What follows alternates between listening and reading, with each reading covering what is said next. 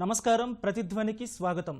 విద్యుత్ రంగంలో కీలక సంస్కరణలకు కేంద్రం ప్రయత్నాలు చేస్తోంది. 2003 విద్యుత్ చట్టాన్ని సవరించి కొత్తగా 2021 సవరణ చట్టాన్ని తీసుకొచ్చేందుకు కేంద్రం ఇప్పటికే బిల్లును రూపొందించింది. కేంద్రం ప్రతిపాదిస్తున్న బిల్లుపై జాతీయ స్థాయిలో దుమారం రేగుతుంది. ఈ ప్రతిపాదిత బిల్లు వల్ల రాష్ట్రాల పరిధిలో ఉన్నటువంటి డిస్కంలన్నీ కూడా ప్రైవేటు చేతుల్లోకి వెళతాయని, రాష్ట్రాల హక్కులకు భంగం కలుగుతున్నటువంటి ఆందోళన కూడా వ్యక్తమవుతుంది. ఇప్పటికే జాతీయ స్థాయిలో ఇంజనీర్లందరూ కూడా, విద్యుత్ ఇంజనీర్లందరూ కూడా ఆందోళనకు పిలుపునిచ్చారు.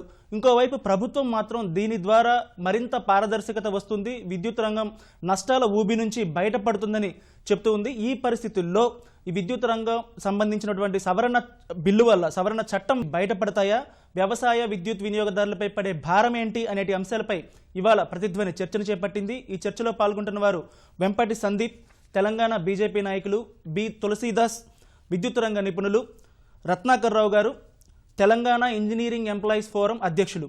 ముందుగా సందీప్ గారు, ఇప్పటికే కేంద్రం విద్యుత్ చట్టం ఉంది, 2003 విద్యుత్ చట్టం ఉంది. దానిలో కీలకమైనటువంటి మార్పులకు కేంద్రం ప్రయత్నాలు చేయడానికి కారణం ఏంటి, ఎలాంటి మార్పులు రాబోతున్నాయి?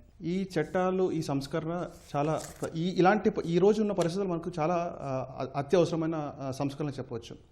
ఈరోజు చూస్తున్నట్టయితే మనకు విద్యుత్ రంగం అనేది చాలా కీలకం మన దేశ ఆర్థిక విధానంలో.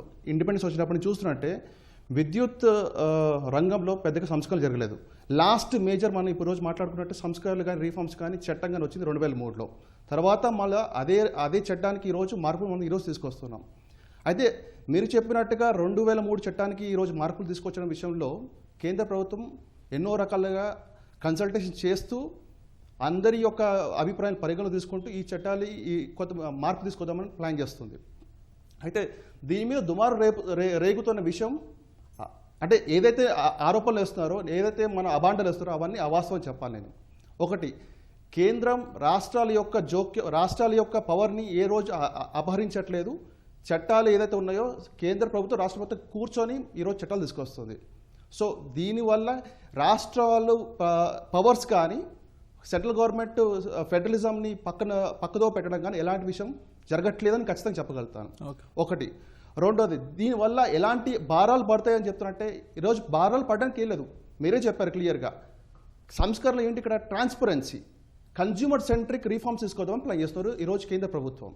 సో దీంట్లో మీరు చెప్పండి, ఏ విధంగా రాష్ట్రాల పవర్స్ని కానీ, రాష్ట్రాల యొక్క ఫ్రీడమ్ని కానీ హాపరించడం ఏంటో మీరు చెప్పాలి. అంటే సంస్కరణలు చేయడం అంటే ప్రైవేటైజేషన్ చేయడం అనేటువంటి ప్రశ్న తలెత్తుతుంది.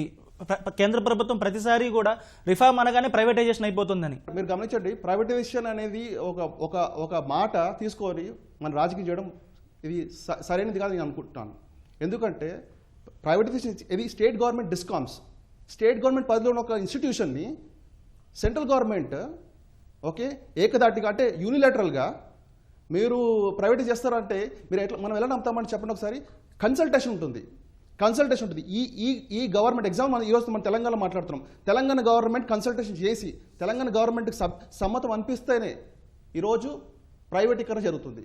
కానీ తెలంగాణ గవర్నమెంట్ సుముఖత లేకుండా సెంట్రల్ గవర్నమెంట్ వచ్చేసి కేవలం తెలంగాణ గవర్నమెంటే కాదు, నిన్న కేంద్ర సందీప్ గారు, కేవలం తెలంగాణ గవర్నమెంట్ మాత్రమే కాదు, నిన్న కేంద్ర విద్యుత్ మంత్రి చేసినటువంటి వీడియో కాన్ఫరెన్స్కి సంబంధించి చాలా రాష్ట్రాలు కూడా తమ అభ్యంతరాలు చెప్తున్నాయి. ఇప్పటికే చాలా రాష్ట్రాలు విముఖత తెలిపాయి. కారణాలు ఏంటి? రాష్ట్రాలు ఎందుకు వ్యతిరేకిస్తున్నాయి?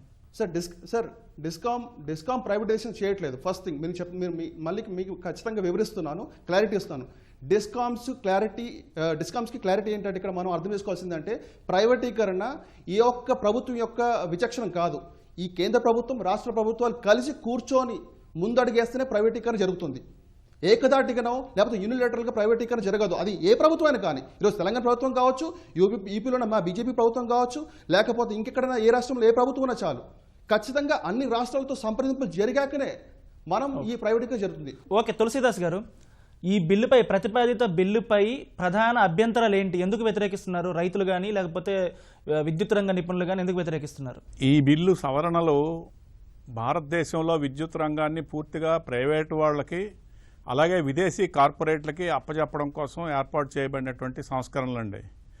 ముఖ్యంగా రైతాంగానికి సంబంధించినటువంటి మొట్టమొదటి వేటు ఈ వ్యవసాయ విద్యుత్ పంప్ సెట్లకి మీటర్లు బిగించి వాటికి ఛార్జీలు వసూలు చేయడం, ఈరోజు రాష్ట్ర ప్రభుత్వమే దాన్ని రీఎంబర్స్ చేస్తుందని చెప్పినప్పటికీ రానున్న రోజుల్లో ఒకసారి లెక్కంటూ కడితే ఖాయంగా రైతు మీద అది భారం కింద మారుతుంది. ఒకటి. రెండవది కీలకమైనటువంటిది ఈ విద్యుత్ సంస్కరణ ఈ సవరణలో ఉన్నటువంటిది క్రాస్ సబ్సిడీస్ ఉండకూడదు, లేదా మినిమం స్థాయికి తీసుకురావాలి అని. క్రాస్ సబ్సిడీస్ ఎవరికి ఇస్తున్నారండి? దళితులకి, గిరిజనులకి, బలహీన వర్గాలకి ఈరోజు ఇస్తున్నాం.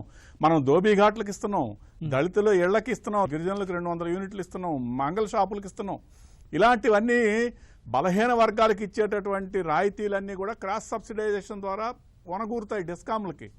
ఇప్పుడు కేంద్ర ప్రభుత్వం ఏమి చెప్తుందంటే మీరు క్రాస్ సబ్సిడీస్ అన్నటువంటి ఇవ్వకండి, పరిశ్రమ వాడికి 7 రూపాయలకి ఇచ్చి పేదవాడికి ₹1.45 ఈరోజు ఇస్తున్నాం. ఇక్కడ 50 యూనిట్ల లోపు వాడినోడికి. పరిశ్రమ వాడికి 7 రూపాయలకే ఇవ్వండి, పేదవాడికి 7 రూపాయలకే ఇవ్వండి అంటే ఏ పేదవాడి ప్రయోజనం కోసం ఈ సంస్కరణలు తీసుకొస్తుంది కేంద్ర ప్రభుత్వం? సందీప్ గారు అంటున్నారు, చాలా మంచి మాటలు చెప్తున్నారు, ఏ డిస్కామ్ని మేము ముట్టుకోమని. ఇప్పుడు వాళ్ళు చెప్తున్నది ఏమిటి? ఒక డిస్కామ్ ఉండగా రెండో డిస్కామ్ని ప్రైవేట్ డిస్కామ్ని అక్కడ రిజిస్టర్ చేసి ఈ పాత డిస్కామ్ ఏదైతే అగ్రిమెంట్ చేసుకుందో పవర్ పర్చేజ్ అగ్రిమెంట్, దానిలో వాటా తీసుకొని తన నచ్చిన వాడికి సప్లై చేస్తుంది అని చెప్పి. అంటే రక్తం మాంసం తీసేసి మనిషిని బతికిస్తారంటే ఎక్కడ బతికిస్తారండి? అస్థిపంజరం బతకలేదు. ఇది డిస్కాములు నిర్వీర్యం చేయడమే కాదు, పేద ప్రజలకి చాలా నష్టం కలిగేటటువంటిది. ఇప్పటికే ఉద్యోగం చేస్తున్నటువంటి వాళ్ళకి చాలా నష్టం జరుగుతుంది. సార్ ఇంకోటి వారే మాటల్లో అన్నారే ఉత్తరప్రదేశ్ ప్రభుత్వాన్ని. ఇప్పుడు రైట్ ఉత్తరప్రదేశ్లో జరుగుతుంది. ఉత్తరప్రదేశ్లో ప్రైవేటైజేషన్కి వ్యతిరేకంగా పెద్ద ఉద్యమం సాగుతోంది. ఆ గవర్నమెంట్ వెనక్కిపోయింది. ఇంకో విషయం, ఇప్పుడు వ్యవసాయ రంగానికి రైతాంగానికి నష్టకరమైనటువంటి సంస్కరణలు ఇవి, పేదలకు నష్టకరమైన సంస్కరణలు, ఉద్యోగులకు నష్టకరమైన సంస్కరణలు. అందుకనే రాష్ట్ర వ్యాప్తంగా కాదు, దేశంలో ఉన్నటువంటి అత్యధిక సంఘాలు, ప్రభుత్వ ఉద్యోగులు, అధికారులు కూడా నిన్న ఇక్కడ ఉన్నటువంటి డిస్కామ్ సీఎండీలే ఈ సంస్కరణల వల్ల మాకు నష్టం జరుగుతుందని చెప్పారు. సీఎండీలకి ఏముందండి? ఐఏఎస్ ఆఫీసర్ ఈరోజు ఉంటారు, ఆ శాఖలో ఇంకో రోజు మరొక శాఖకు బదిలీ అవుతారు. అంటే రెగ్యులర్ విద్యుత్ ఉద్యోగులు కారు వాళ్ళు. వ్యవసాయ విద్యుత్ మీటర్లకు అంటే సబ్సిడీని రియంబర్స్ చేసే విధానం వల్ల వచ్చేటువంటి సమస్యలు ఏంటి? ఏం జరుగుతుంది? ప్రధానంగా ఫీల్డ్ లెవెల్ ఏం జరుగుతుంది సమస్య? ఫీల్డ్ లెవెల్లో ముందు మీటర్ బిగించడం కోసం ఇప్పుడు చాలా కండిషన్లు పెట్టారండి. ఈ కండిషన్లు ఫుల్ఫిల్ కావడం కూడా చాలా కష్టమైనటువంటిది. ఒకసారి మీటర్ బిగించడం అన్నటువంటిది జరిగిన తర్వాత ఈరోజు రాష్ట్ర ప్రభుత్వం కొంత ఆర్థిక పరిస్థితి మెరుగుగా ఉండడం కానీ లేదా రాజకీయ కారణాల వల్ల కానివ్వండి ఇస్తుంది, ఉచితంగా ఇస్తాను, నేను రీఎంబర్స్ చేస్తాను అంటుంది.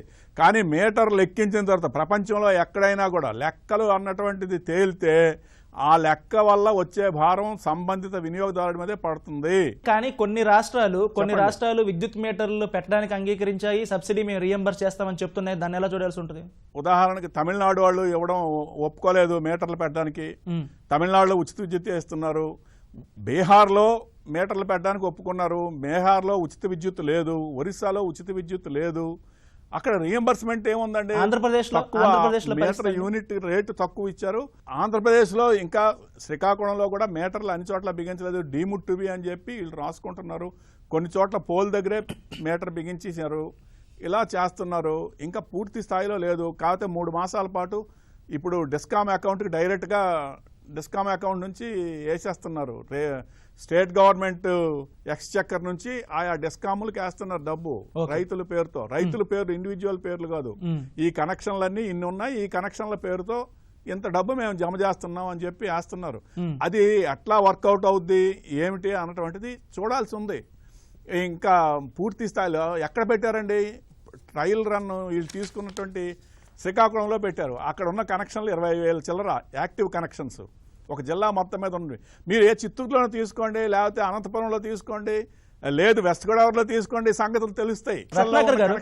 రత్నాకర్ గారు, కేంద్రం తీసుకొస్తున్నటువంటి ప్రతిపాదిత బిల్లులపై విద్యుత్ సంఘాల నుంచి లేకపోతే విద్యుత్ డిస్కంల నుంచి వస్తున్నటువంటి అభ్యంతరాలు ఏంటి? ఇప్పుడు ఉన్న యాక్ట్లో ఎక్కడ మనం పొరపాట్లు చేశామనేది రివ్యూ లోతైన మనకు ఆలోచించాల్సిన అవసరం ఉంది, లోతైన ఆలోచన అవసరం ఉంది. రివ్యూ అనేది సరిగా జరగట్లేదు. ఇప్పుడు ఎలక్ట్రిసిటీ యాక్ట్ 2003లో రివ్యూ అనేది సరిగా జరగట్లేదు. అంతకుముందు ఎలక్ట్రిసిటీ యాక్ట్ 2003 వచ్చినప్పుడు కూడా కేంద్ర ప్రభుత్వం ఇదే చెప్పించింది. అప్పుడు పార్టీలు వేరు కావచ్చు, కానీ ప్రభుత్వం ఏం చెప్పిందంటే వినియోగదారులకు మెరుగైన సేవలు అందించడం కొరకే ఈ యొక్క ఎలక్ట్రిసిటీ యాక్ట్ 2003 తీసుకొస్తున్నాము అని చెప్పింది. మరి తీసుకొచ్చిన ప్రభుత్వము ఈరోజు మళ్ళీ మెరుగైన సేవలు ఎందుకు తీసుకురాలేకపోయామనేది మనం ఒక ఆలోచన చేసుకోవాల్సిన అవసరం ఉంది. అదేం చేసుకోకుండానే మళ్ళీ సవరణల మీద సవరణలు చేసుకుంటూ వెళ్తున్నాం. ముఖ్యంగా ఇది ప్రభుత్వం ఏదున్నా, పార్టీ ఏదున్నా కేంద్ర ప్రభుత్వంలో దీని వెనుక బడా పారిశ్రామికవేత్తలు ఎవరైతే ఉన్నారో వాళ్ళు ఈ యొక్క యాక్ట్ సవరణలు తీసుకురావాలన్న ప్రయత్నం చేస్తున్నారు. దీంట్లో ముఖ్యంగా ఇప్పుడు జరుగుతున్న సవరణల వల్ల 2021 అమెండ్మెంట్ బిల్ వల్ల రాష్ట్రాలకు రాజ్యాంగం ద్వారా సంక్రమించిన అధికారాలను కేంద్ర ప్రభుత్వం హరిస్తున్నది అనేది చాలా రాష్ట్ర ప్రభుత్వాలు 13 రాష్ట్ర ప్రభుత్వాలు లిఖితపూర్వకంగా వాళ్ళ అబ్జెక్షన్ తెలియజేశారు.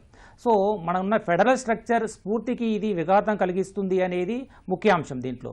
అంటే ఈ యొక్క రాష్ట్రాలకు, ఎందుకంటే కంకరెంట్ లిస్ట్లో ఉంది ఈ యొక్క ఎలక్ట్రిసిటీ అనేది, మనకు దేశాభివృద్ధికి ఇది ఎలక్ట్రిసిటీ సెక్టర్ అనేది చాలా ఇంపార్టెంట్. సో ఇటువంటి ఇంపార్టెంట్ సెక్టర్లో మనం ఒక విప్లవాత్మకమైన మార్పులు తీసుకొచ్చేటప్పుడు డెఫినెట్గా దాంట్లో ఎవరైతే స్టేక్ హోల్డర్స్ ఉన్నారో రాష్ట్ర ప్రభుత్వాలు కానీ, వినియోగదారులు కానీ, ఉద్యోగులు కానీ వాళ్ళ యొక్క అభిప్రాయాలను పరిగణలోకి తీసుకోవాల్సిన అవసరం చాలా ఉంది. ఈ యొక్క డిస్కషన్స్ అనేది నామమాత్రంగా జరుగుతున్నాయి. ఇంతవరకు ఏ ఒక్క అధికారుల ఫోరమ్స్తో కానీ లేకపోతే ఉద్యోగుల సమాఖ్యతో కానీ నేషనల్ లెవెల్లో ఉన్న ఫెడరేషన్స్తో ఎవరితో కూడా దీని మీద డిస్కషన్ జరగలేదు. వినియోగదారుల సంఘాలతో దీని మీద డిస్కషన్ జరగలేదు. ముఖ్యంగా రైతులతో దీంతో డిస్కషన్స్ జరగలేదు. ఎందుకంటే ముఖ్యంగా ఎఫెక్ట్ అయ్యేది రైతులు, పేద గృహ వినియోగదారులు కాబట్టి వాళ్ళతో డిస్కషన్స్ జరగలేదు. కేంద్ర విద్యుత్ శాఖ మంత్రి గారు వీడియో కాన్ఫరెన్స్ ద్వారా డిస్కషన్ జరిగితే ఒక సదరన్ రీజన్ మొత్తాన్ని కలిపి అన్ని రాష్ట్రాలకు కలిపి 1 గంట సమయం ఇచ్చారు. 1 గంట సమయంలో ఎంతసేపు ఏం డిస్కస్ చేస్తారండి ఇంత పెద్ద యాక్ట్లో? సో చూడండి ఏ విధంగా అంటే రేపు పార్లమెంట్లో ఈ యొక్క బిల్లు ప్రవేశపెట్టినప్పుడు మేము అన్ని రాష్ట్రాలతో సంప్రదించామని చెప్పడం కొరకు మాత్రమే డిస్కషన్స్ అవుతున్నాయి కానీ సీరియస్గా ఈ యొక్క డిస్కషన్స్ అనేది జరగట్లేదు. ముఖ్యంగా ఈ డిస్కషన్స్లో వాళ్ళు చెప్పొచ్చేది ఏంటంటే డీలైసెన్సింగ్ ఆఫ్ డిస్ట్రిబ్యూషన్ అంటున్నారు. ఎలక్ట్రిసిటీ యాక్ట్ 2003లో డీలైసెన్సింగ్ ఆఫ్ జనరేషన్ అయింది, ఇప్పుడు డీలైసెన్సింగ్ ఆఫ్ డిస్ట్రిబ్యూషన్ అవుతుంది. ఇప్పటి వరకు కూడా డిస్కంలన్నీ రాష్ట్రాల పరిధిలోనే ఉన్నాయి. మరి రాష్ట్రాల పరిధిలో ఉన్నప్పుడు కూడా ఈ స్థాయిలో ఎందుకు నష్టాలు వచ్చాయి? రాష్ట్రాల్లో ఉంటే నష్టాలు వస్తున్నాయనే కదా ఇప్పుడు కేంద్రం సంస్కరణల వైపు వెళ్తుంది. ఈ నష్టాలకు ఎవరు బాధ్యత వహిస్తారు? మరి రాష్ట్రాలకు బాధ్యత లేదా ఈ విషయంలో? డెఫినెట్గా అండి. ఇప్పుడు ప్రతిదానికి కేంద్ర ప్రభుత్వం, రాష్ట్ర ప్రభుత్వం ఇద్దరు బాధ్యత వహించాల్సిన అవసరం ఉంటుంది. ఎందుకంటే పాలసీ మేకింగ్స్ అనేది కేంద్ర ప్రభుత్వం చేస్తుంది, ఇంప్లిమెంటేషన్ రాష్ట్ర ప్రభుత్వాలు చేస్తున్నాయి. అట్లా కొన్ని స్కీమ్స్ అనేది రాష్ట్ర ప్రభుత్వాల ద్వారా వస్తుంది. దీనికి బాధ్యత అదే చెప్తున్నాండి, ఎక్కడ నష్టం జరుగుతుంది అనేది తేల్చాల్సిన అవసరం ఉంది. అంటే మనకు టారిఫ్ విషయంలో కానీ, పవర్ పర్చేజెస్ విషయంలో కానీ, మిగతా రెగ్యులర్ ఎక్స్పెండిచర్ విషయంలో కానీ ఎక్కడ నష్టం వస్తుంది జరుగుతుంది. ఎలక్ట్రిసిటీ సెక్టర్లో ముఖ్యమైన మేజర్ ఎక్స్పెండిచర్ అనేది పవర్ పర్చేజెస్ అండి. 80 to 85% అనేది డిస్ట్రిబ్యూషన్ కంపెనీస్కి ఎక్స్పెండిచర్ పవర్ పర్చేజ్ ద్వారా వస్తుంది. అంటే మనం జనరేషన్ నుండి అయితే పవర్ పర్చేజ్ అగ్రిమెంట్స్ ద్వారా పవర్ పర్చేజ్ చేస్తున్నామో దాని ద్వారా వస్తుంది. మిగతా ఎంప్లాయీస్ కాస్ట్ అనుకోండి, మిగతా రన్నింగ్ ఎక్స్పెండిచర్ అనుకోండి, ఓన్లీ 10 to 15% అండి. సో 85% ఉన్న యొక్క పవర్ పర్చేజ్ కాస్ట్ని మనం కనుక రివ్యూ చేసుకోకపోతే, ఆ పవర్ పర్చేజ్ అగ్రిమెంట్స్ కనుక మనం రివ్యూ చేసుకోకపోతే ఇది ఎన్ని సంవత్సరాలైనా ఎన్ని సవరణలు తీసుకొచ్చినా కూడా ఈ డిస్ట్రిబ్యూషన్ కంపెనీస్ లాభాలకు వచ్చే పరిస్థితి లేదు. ప్రైవేటైజ్ చేస్తే ఈ యొక్క డిస్ట్రిబ్యూషన్ కంపెనీస్ లాభాలకు వస్తాయనే ఆలోచన మాత్రం ఎంత మాత్రం సరైనది కాదు.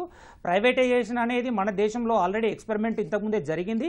ఒరిస్సా రాష్ట్రంలో 15 సంవత్సరాలు ప్రైవేట్ పాలనలో ఉన్నప్పుడు కూడా ఎందుకు ఆ యొక్క డిస్ట్రిబ్యూషన్ కంపెనీస్ లాభాలకు రాలేదని చెప్పేసి ప్రభుత్వాన్ని మేము ఈ సందర్భంగా అడగదలుచుకుంటున్నాం. రత్నాకర్ గారు, ఇప్పుడు ఈ ప్రతిపాదిత బిల్ అనేది అమల్లోకి వస్తే గనక ఇప్పుడు వ్యవసాయానికి ఇస్తున్నటువంటి ఉచిత కరెంటు చాలా రాష్ట్రాలు ఇస్తున్నాయి. దాంతోపాటు ఎస్సీ ఎస్టీలకు ఇస్తున్నటువంటి స్లాబుల మీద ఇస్తున్నటువంటి సబ్సిడీ ఇవన్నీ కూడా అమలు చేయడం సాధ్యమేనా ఈ సంస్కరణలతోటి? దాంట్లో చాలా ప్రాబ్లమ్స్ ఉన్నాయి. ముఖ్యంగా ఏంటంటే ఇప్పుడు ఈ సంస్కరణల వల్ల ఒకటి క్రాస్ సబ్సిడీ ఎత్తివేయాలనేది ఒకటి, అలాగే సబ్సిడీ కూడా డెఫినెట్గా డైరెక్ట్గా మనకు డిస్ట్రిబ్యూషన్ కంపెనీస్ కాదు ప్రభుత్వం డీబీటీ ద్వారా చెల్లించాలనేది ఈ యొక్క సంస్కరణలో ఈ యొక్క యాక్ట్లో పొందుపరిచించారు. సో ఒకటి క్రాస్ సబ్సిడీ ఎత్తివేస్తుంటే ఇప్పుడు మనకి హై పేయింగ్ కన్సూమర్స్ ఉన్నారు, లో పేయింగ్ కన్సూమర్స్ ఉన్నారు. అంటే ఇండస్ట్రియల్ కానీ కమర్షియల్ సెక్టర్స్ కానీ మనకు వాళ్ళ కాస్ట్ టు సర్వ్ ఏదైతే ఉందో, అంటే మనం ఎలక్ట్రిసిటీ వాళ్ళకు అందించడానికి మనకేదైతే ఎక్స్పెండిచర్ అవుతుందో దానికన్నా వాళ్ళకి కొంత ఎక్కువ ఛార్జ్ చేస్తున్నాం. అదే పేద వినియోగదారులకి అయితే గృహ వినియోగదారులకు కానీ, అలాగే అగ్రికల్చర్స్ వాళ్ళకి కానీ, అగ్రికల్చర్స్కి అయితే టోటల్గా ఫ్రీ ఉంది కొన్ని రాష్ట్రాల్లో నామినల్ ఛార్జెస్ ఉన్నాయి. అలాగే గృహ వినియోగదారులకి నామమాత్రపు ఛార్జీలు, బిలో 100 యూనిట్స్ వాళ్ళకి నామమాత్రపు ఛార్జీలు ఉన్నాయి. అంటే వాళ్ళ కాస్ట్ టు సర్వ్ కన్నా మనం తక్కువ కాస్ట్ అప్లికబుల్ టారిఫ్ ఇస్తున్నాం. అంటే ఈ యొక్క తక్కువ వచ్చిన దాన్ని హై పేయింగ్ కన్సూమర్స్ ఎవరైతే ఇండస్ట్రియలిస్ట్ ఉన్నాయో, అలాగే కమర్షియల్ కేటగిరీ ఉన్నాయో వాళ్ళు క్రాస్ సబ్సిడైజ్ చేస్తున్నారు. సో ఈ యాక్ట్లో చెప్పేది ఏంటంటే ఎవరికైనా ఏ వినియోగదారుడికైనా కాస్ట్ టు సర్వ్ ఎంత అవుతుందో అంత పే చేయాల్సింది. 6 రూపాయలు అయితే 6 రూపాయలు పే చేయాలి, 8 రూపాయలు అయితే 8 రూపాయలు పే చేయాలని చెప్తుంది. అది క్రాస్ సబ్సిడీ ఎత్తివేస్తే ఈరోజు నిరుపేద ఏదైతే గృహ వినియోగదారులు ఉన్నారో వాళ్ళు పే చేయలేని పరిస్థితి ఉంటుంది.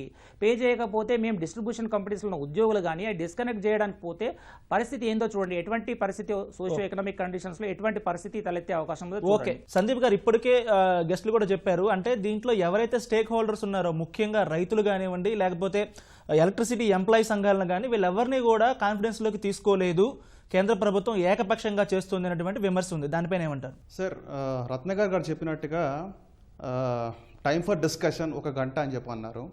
ఓకే సార్, ఒక భారీ ఎత్తున సంస్కరణలు, అది కూడా ఒక ఎలక్ట్రిసిటీ యాక్ట్. ఎలక్ట్రిసిటీ అనేది కీలక అంశం మన ఆర్థిక రంగంలో. అలాంటి దాంట్లో 1 గంటనే కేంద్ర ప్రభుత్వం తీసుకుంటుంది అనేది మాట్లాడడం అనేది చాలా హాస్యాస్పదం అని చెప్పొచ్చు. అన్అఫీషియల్ ఛానల్స్ ఉంటాయి, సీఎం మీరు అక్కడ ఆలోచించాలి సార్. ఏమండి, కాంటాక్ట్ చేయడానికి కూడా లేదు. Nothing on the website of the electricity department. అది చెప్పండి. తులసిదాస్ గారు పాయింట్ అవుట్ చేశారు. రైతు సంఘాలు కానీ వాళ్ళెవరూ కూడా నేరుగా కాంటాక్ట్ చేసే పరిస్థితి కూడా లేదని చెప్తున్నారు. వెబ్సైట్ లో కూడా ఆ ప్రొవిజన్ లేదని చెప్తున్నారు. మీరు చూడండి, ఈ రోజు యాక్చువల్ గా ఏదైతే సవరణలు తీసుకొస్తున్నారో అది పబ్లిక్ డొమైన్ లో లేదండి. ప్రజాక్షేత్రంలో అసలు ఏం సవరణలు తీసుకొస్తున్నారు పబ్లిక్ డొమైన్ లో లేదు. ఇప్పటివరకు కూడా సీక్రెట్ గా దాన్ని కలెక్ట్ చేయాల్సిన పరిస్థితి. సందీప్ గారు చెప్పండి. ఫిబ్రవరి 5వ తారీఖు డేట్ తో ఇచ్చారు. ఇది ఇప్పుడు ఈ రోజుకి కూడా వెబ్సైట్ లో పెట్టలేదు. ఎందుకు పెట్టలేదు? రాష్ట్ర ప్రభుత్వానికి పంపించినట్టు ఇంతకు ముందంతా పెట్టినటువంటివి ఎందుకు ఇంత గోప్యంగా ఉంచుతున్నారు? ఇది గోప్యత ఎందుకు అనంటే డెస్కాములు ఇప్పుడు వారు చెప్పారే డీలైసెన్సింగ్ ఆఫ్ డెస్కామ్స్ కోసం చేస్తున్నారు. కన్సల్టేషన్ లేదు అనేది అవాస్తవం సార్. కన్సల్టేషన్ జరిగింది. ఓకే, అఫీషియల్స్ అన్అఫీషియల్ ఛానల్స్ అన్ని ఉంటాయి. అన్ని కన్సల్టేషన్ ప్రాసెస్ అన్ని ఆప్షన్స్ ఎక్స్ప్లోర్ చేశాకనే సెంట్రల్ గవర్నమెంట్ కేంద్ర ప్రభుత్వం ఈరోజు తీసుకొస్తుంది. First point. రెండోది, మీ కామెంట్స్ లేవు, కన్సల్టేషన్స్కి స్కోప్ లేదని మీరు మాట్లాడుతున్నారు. ఓకే, మీరు గవర్నమెంట్ ఆఫ్ అదేమంటారు ఇండియా పవర్ మినిస్ట్రీకి వెళ్ళి వెబ్సైట్స్లో మీ ఈమెయిల్స్ ఉంటాయి, ఈమెయిల్ పంపించండి. మైగవ్ వెబ్సైట్ ఉంది, మైగవ్ వెబ్సైట్లో మీ యొక్క ఏదైతే అభ్యంతరాలు మీరు వ్యక్తం చేయండి. ఈమెయిల్ పిఎం ఈమెయిల్ ఐడీస్ ఉన్నాయి, మీరు రాయండి సార్. ఎందుకు లేదు? మీకు ఈరోజు ట్విట్టర్ ఉంది, ట్విట్టర్ మీ అభ్యంతరం రేస్ చేయండి. మీరు ఒక ఫోరమ్స్ ఫామ్ చేయండి, మీరు అభ్యంతరం వ్యక్తం చేయండి, లెటర్స్ రాయండి. ఈ గవర్నమెంట్ అన్ని రకాల ఆప్షన్స్ ఎక్స్ప్లోర్ చేస్తూ సార్. ఇంకోటి, చట్టాలు అనేది ఇది ప్రజా సంక్షేమం కోసం వచ్చే చట్టాలు. ఇదేదో మా కేంద్ర ప్రభుత్వానికి మా ఒక కొద్దిమంది మినిస్టర్స్కి ఏదో అవకాశమో లేదా ఏదో వాళ్ళకి ఏదో బాగుపడే చట్టాలు కావు. 131 కోట్ల భారతీయుల కోసం ఈ రోజు చట్టాలు తయారు చేస్తున్నారు. చట్టాలు కావు. ఫార్మర్స్ మీద భారం పడుతున్న వాస్తవం. ఫార్మర్స్ ఇక్కడ ఏంటంటే ట్రాన్స్పరెన్సీ తీసుకురావడానికి మీరేం చెప్పారంటే ఫస్ట్ మీరు డిస్కౌంట్స్ చెల్లించండి, అప్పుడు స్టేట్ గవర్నమెంట్ మీద అకౌంటబిలిటీ వస్తుంది. ఎందుకంటే ఈరోజు అకౌంటబిలిటీ తీసుకోవడం వల్ల ఈరోజు లాసులు నడుస్తున్నాయి. మీరోజు సెంట్రల్ గవర్నమెంట్ ఉదయ్ స్కీమ్ తీసుకొచ్చింది 18.7% ఏటీసీ లాసెస్కి వచ్చింది 22% నుంచి. ఏది మళ్ళీ average cost of supply to ARR gap ఉంది చూసినా, అది ఒకప్పుడు 0.59 ఉంది, అంటే 0.59 రూపీస్. అది FY16లో, FY20లో 0.42 తీసుకొచ్చింది. అంటే ఇది సెంట్రల్ గవర్నమెంట్ తీసుకొచ్చిన స్కీమ్ వల్ల బెనిఫిట్స్ కాదా సార్? అంటే రాష్ట్రాలకి డిస్కామ్స్ కి స్టేట్ గవర్నమెంట్ కి అకౌంటబిలిటీ తీసుకోవడానికి ఒక ప్రధాన ఉద్దేశం ఈ యొక్క చట్టాల యొక్క ఉద్దేశం. కన్స్యూమర్ ని సెంట్రిక్ చేస్తూ స్టేట్ గవర్నమెంట్ ఒక్క నిమిషం అండి. ఈ రోజు రైతులకు బెనిఫిట్ చేసే చట్టాలని చట్టం అనేది చెప్తున్నారు సందీప్ గారు. అదే రైతులు ఈ రోజు ఈ యొక్క ఢిల్లీలో ఎవరైతే పోరాటం చేస్తున్న రైతులు ఉన్నారో, రైతులు పెట్టిన మెయిన్ డిమాండ్స్లో 3 వ్యవసాయ చట్టాలతో పాటు ఎలక్ట్రిసిటీ అమెండ్మెంట్ బిల్ను కూడా విత్డ్రా చేసుకోవాలని ఎందుకు పెట్టారండి రైతులు ఈరోజు? పంజాబ్ గవర్నమెంట్ సరైన టైంలో చెల్లింపు జరగకపోవడం వాళ్ళకి ఈరోజు భారం రైతు మీద పడుతుంది కాబట్టి వాళ్ళు చర్చలు తీసుకొచ్చారు. అవును, వాళ్ళకి ఆ టైంలో ఒక వెసులుబాటు వచ్చింది. సందీప్ గారు, మంచైనా చెడైనా గానీ కొన్ని రాష్ట్రాల్లో ఇప్పటి వరకు ఏమాత్రం చెల్లించకుండా వాళ్ళకు ప్రభుత్వమే కదా. కానీ రాష్ట్ర ప్రభుత్వం రీఎంబర్స్మెంట్ చేస్తామంటే ఇప్పుడు కొన్ని రాష్ట్రాలు ఉన్నటువంటి ఆర్థిక పరిస్థితుల్లో వాళ్ళు రీఎంబర్స్మెంట్ చేయలేకపోతే పంజాబ్ గవర్నమెంట్ గురించి సార్, హర్యానా గవర్నమెంట్ గురించి చెప్పలేదు సార్. నేను ఇప్పటి వరకు డిస్కంలన్నీ కూడా రాష్ట్రాల పరిధిలో ఉన్నాయి. రాష్ట్రాల మీద గుత్తాధిపత్యం చెలాయించేలాగా డిస్కంలని టేక్ ఓవర్ చేయడానికి కేంద్రం ప్రయత్నిస్తోంది అనేటువంటి విమర్శ కూడా ఉంది. దాని మీద ఏం చెప్తారు సార్? నేను ఓపెనింగ్ స్టేట్మెంట్ చెప్పాను సార్, ప్రైవేటీకరణ అసలు ఉద్దేశమే కాదు సార్. ఏ రోజైనా సెంట్రల్ గవర్నమెంట్ ప్రధాన ఉద్దేశం ఒకటే, ఈ ఎకానమీలో ఎఫిషియన్సీ పెంచాలి, వనరులు సరైన విధంగా వాడుకోవాలి, వినియోగదారులకి సరైన సర్వీస్ ఇవ్వాలి. ఈ చట్టాల యొక్క ప్రధాన ఉద్దేశం కన్జ్యూమర్ సెంట్రిక్ రిఫార్మ్స్ ఇవి. This not privatization centric reforms. కానీ ఇందాక తులసీదాస్ గారు, రత్నాకర్ గారు ఇద్దరు కూడా ప్రైవేట్ డిస్కమ్లు వస్తాయి, పీపీఏల్లో వాళ్ళు కొంత షేర్ తీసుకుంటారు, గవర్నమెంట్ డిస్కమ్లు పనికి రాకుండా పోతాయని చెప్తున్నారు ప్రైవేట్ డిస్కమ్లు రావడం వల్ల. అంటే మీరు వీటిని తీసేయకుండా నిర్వీర్యం చేస్తారని చెప్తున్నారు. ఈ రోజు గత 20 సంవత్సరాలు మీరు హిస్టరీ తీసుకుంటే ఎన్ని పీపీఏ కాంట్రాక్ట్ సరైన టైంకి ఎన్ఫోర్స్ అయింది సార్? చెప్పండి సార్ ఒకసారి నాకు. ఎన్ని డిస్కమ్స్ కరెక్ట్గా హానర్ చేసింది చెప్పండి సార్. చెప్పండి, మీరు చెప్పండి. దీని కారణం కాదా? ఇలా హానర్ చెప్పడం వల్ల ఈరోజు ఇన్వెస్ట్మెంట్ క్లైమేట్ సరిగ్గా లేదు కదా మన ఇండియన్ గవర్నమెంట్లో, అదే ఇండియాలో. సార్ ఈ ఉద్దేశం మీరు అర్థం చేసుకుంటే ఇన్వెస్ట్మెంట్ క్లైమేట్ తీసుకురావడము, డిస్కామ్స్ కి అకౌంటబిలిటీ తీసుకురావడము, ఎవరి మీద భారం పడకుండా కన్జ్యూమర్ సెంట్రిక్ రిఫార్మ్స్ తీసుకోవడం ఈ యొక్క ప్రధాన ఉద్దేశం. డిస్కమ్ కు పోటీగా మరో డిస్కమ్ వస్తే ఇది బాగుపడటం కాదు, పూర్తిగా చచ్చిపోతుంది అనేది వాళ్ళు చెప్పేటువంటి ఆరోపణ. దానికి ఏంటి సమాధానం అనేది? డిస్కమ్ ను బాగు చేయాలంటే దీన్ని రివైవ్ చేయాలి కానీ పోటీకి ఇంకో డిస్కమ్ తీసుకురావడం కాదు కదా. అంటే సార్, అంటే మీరు కాంపిటీషన్ ఎంకరేజ్ చేయాలంటారు. అంటే కన్జ్యూమర్స్ వినియోగదారుకి సరైన సర్వీస్ రాకూడదని మీరు కోరుకుంటున్నట్ట? చెప్పండి మీరు నాకు. సో కేంద్ర ప్రభుత్వం ఫ్రీ మార్కెట్ ఎకానమీలో కన్స్యూమర్ సెంట్రిక్ 130 కోట్ల మంది భారతీయులకు సరైన సర్వీస్ ఇవ్వాలని మేము కోరుకుంటున్నాం. చెప్పండి రత్నాకర్ గారు, యాజ్ ఎ డిస్కమ్ ఎంప్లాయ్ గా మీరు చెప్పండి, కన్స్యూమర్ సెంట్రిక్ గా ఇప్పుడు డిస్కమ్లు లేవు, కొత్త పాలసీ కన్స్యూమర్ సెంట్రిక్ అని చెప్తున్నారు, దానికి ఏం సమాధానం చెప్తారు? పవర్ పర్చేజ్ అగ్రిమెంట్స్ రివ్యూ చేయకుండా ఉండడం కొరకే ఈ రోజు యొక్క సవరణలో ఎలక్ట్రిసిటీ కాంట్రాక్ట్ ఎన్ఫోర్స్మెంట్ అథారిటీ అని ఒక అథారిటీని, ఒక స్టాట్యుటరీ బాడీని తీసుకొస్తున్నారు. దాని పేరులోనే ఎన్ఫోర్స్మెంట్ అథారిటీ ఉంది. అంటే ఇప్పుడున్న electricity power purchase agreement contracts ఏవి ఉన్నాయో అవన్నీ కంపల్సరీగా ఎన్ఫోర్స్ చేయాలంటున్నారు. అంటే కన్సూమర్స్కి ఎంత భారమైనా పర్వాలేదు, అవి కంపల్సరీగా యొక్క అధిక ఛార్జీలకు విద్యుత్ కొనాల్సిందే. అంటే కన్సూమర్ సెంట్రిక్ ఎలా అవుతుందండి? ఈరోజు ప్రైవేటైజ్ చేయట్లేదు డిస్ట్రిబ్యూషన్ కంపెనీస్ అని చెప్తున్నారు. దీంట్లో ఫస్ట్ ఏజెండా అనేది డీలైసెన్సింగ్ ఆఫ్ డిస్ట్రిబ్యూషన్. అంటే ఒక డిస్కౌంట్ ఏరియాలో 2 గానీ 3 గానీ మల్టిపుల్ ఆపరేటర్స్ ఉండొచ్చు. రత్నాకర్ గారు, దాని వల్ల ఈఆర్సీ ఏమన్నా వీక్ అయిపోతుందా? ఎలక్ట్రిసిటీ రెగ్యులేటరీ కమిషన్ ఏమైనా వీక్ అయిపోతుందా? డెఫినెట్గా అండి. ఈఆర్సీ యొక్క చేతులు కట్టేసి పనిచేయమనే పరిస్థితి వచ్చింది. ఈరోజు రాష్ట్ర ప్రభుత్వాలు సంస్కరణలు అమలు చేస్తేనే నిధులు ఇస్తామని కేంద్రం కండిషన్ పెడుతోంది ఈ చట్టం ద్వారా, ప్రతిపాదిత చట్టం ద్వారా. దీన్ని ఎలా చూడాల్సి ఉంటుంది? రాష్ట్ర ప్రభుత్వాలని కర్రపెత్తనంతో కంట్రోల్ చేసేటటువంటి పని ఇప్పుడు కేంద్ర ప్రభుత్వం చేస్తుంది. మొన్న ఎఫ్ఆర్బిఎం సవరణలు చేసుకునే దానికి మీకు అదనంగా అప్పులు తీసుకోవాలంటే 4 కండిషన్లు పెట్టి 2% తీసుకోవచ్చు అని చెప్పిన దాంట్లో విద్యుత్ సంస్కరణలది 0.5 వాటా ఉంది. అలాగే కాంపిటీషన్ మీకు వద్దా అంటున్నారు. కాంపిటీషను కొన్నిట్లోనే కావాలి, కొన్నిట్లో కాంపిటీషన్ కుదరదు. ఒకటి. రెండోది, ప్రైవేట్ సెక్టర్ కంటే కూడా పబ్లిక్ సెక్టర్ చాలా ఎఫిషియెంట్గా ఉంటుంది. మాకు రాష్ట్ర ఆంధ్రప్రదేశ్లో హుదూద్ తుఫాన్ వచ్చినప్పుడు ప్రైవేట్ టెలికాం వాళ్ళందరూ చేతులెత్తి పారిపోతే బిఎస్ఎన్ఎల్ వాళ్ళే నిలబడి చేశారు. అధునాతనమైన బొంబాయి నగరంలో టాటా వాళ్ళ డిస్కాములతో పోలిస్తే మన డిస్కాములు చాలా ఎఫిషియెంట్ గా పనిచేస్తున్నాయి. కేంద్ర ప్రభుత్వం ఎలాగూ బిల్లును ప్రతిపాదించింది, బడ్జెట్ సెషన్ లో పెట్టబోతున్నారు. దీనికి సంబంధించి మీ సూచనలు ఏంటి? అసలు యాక్చువల్ గా మీరేం చెప్పదలుచుకున్నారు బిల్లు విషయంలో? డిస్కామ్ల నష్టాల నుంచి కూడా బయటపడాలి కాబట్టి ఇప్పుడున్న సెటప్ లోనే ప్రైవేటైజేషన్ చేయకుండా, ఎందుకంటే ఇది ఎసెన్షియల్ సర్వీస్ సెక్టర్ కాబట్టి ప్రైవేట్ చేతుల్లోకి వెళ్తే వినియోగదారులు చాలా నష్టపోతారు. కాబట్టి అండర్ పబ్లిక్ సెక్టర్ లోనే మీరు ఏవైనా రిఫార్మ్స్ తీసుకురండి, డెఫినెట్ గా మేము వర్క్ చేయడానికి సిద్ధంగా ఉన్నాము. ఈ రోజు మీరు మల్టిపుల్ ఆపరేటర్స్ కనుక ఒకటే ప్లేస్ లో తీసుకొస్తే చెర్రీ పికింగ్ అనేది వస్తుంది. హై పేయింగ్ కన్సూమర్స్ అందరూ కూడా ప్రైవేట్ వాళ్ళు తీసుకుంటారు. యూనివర్సల్ సర్వీస్ ఆబ్లిగేషన్ అనేది డిస్ట్రిబ్యూషన్ కంపెనీస్ కి ఇస్తున్నారు. ఇప్పుడు అంటే ప్రైవేట్ కంపెనీస్ సెలెక్ట్ చేసుకొని మిగిలిపోయిన కన్సూమర్స్కి కంపల్సరీగా పే చేయాల్సిన బాధ్యత ఈ యొక్క డిస్ట్రిబ్యూషన్ కంపెనీస్ మీద వదిలేశారు.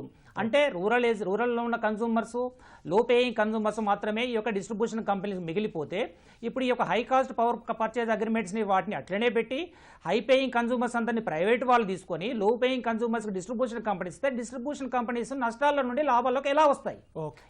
ఇంకా భారీ నష్టాల్లోకి పోయే పరిస్థితి ఉంది. కాబట్టి ఈ యొక్క డీలైసెన్సింగ్ ఆఫ్ వన్ డిస్ట్రిబ్యూషన్ అనేది ఎట్టి పరిస్థితుల్లో ఆమోదయోగ్యం కాదు. చెర్రీ పికింగ్ ఉంటుంది కాబట్టి ప్రైవేటైజేషన్ ఎంత మాత్రం కూడా ఆమోదయోగ్యం కాదు ఈ యొక్క ఎలక్ట్రిసిటీ సెక్టార్లో అనేది మా సూచన. ప్రతిపాదిత విద్యుత్ సవరణ చట్టం వినియోగదారులకు మేలు చేసేందుకని కేంద్ర ప్రభుత్వం చెప్తోంది. అయితే ఆ పేరుతో డిస్కంలను ప్రైవేటీకరణ చేసే ప్రయత్నాన్ని మాత్రం ఏమాత్రం సహించబోమని అటు రైతు సంఘాలు కానీ లేకపోతే విద్యుత్ డిస్కంకి సంబంధించిన ఉద్యోగ సంఘాలు కానీ చెప్తూ ఉన్నాయి. కేంద్ర ప్రభుత్వం రాష్ట్రాల సమన్వయంతో ఈ బిల్లును ముందుకు తీసుకెళ్లాలని సూచిస్తున్నాయి. ఇది వాటి ప్రతిధ్వని. నమస్కారం.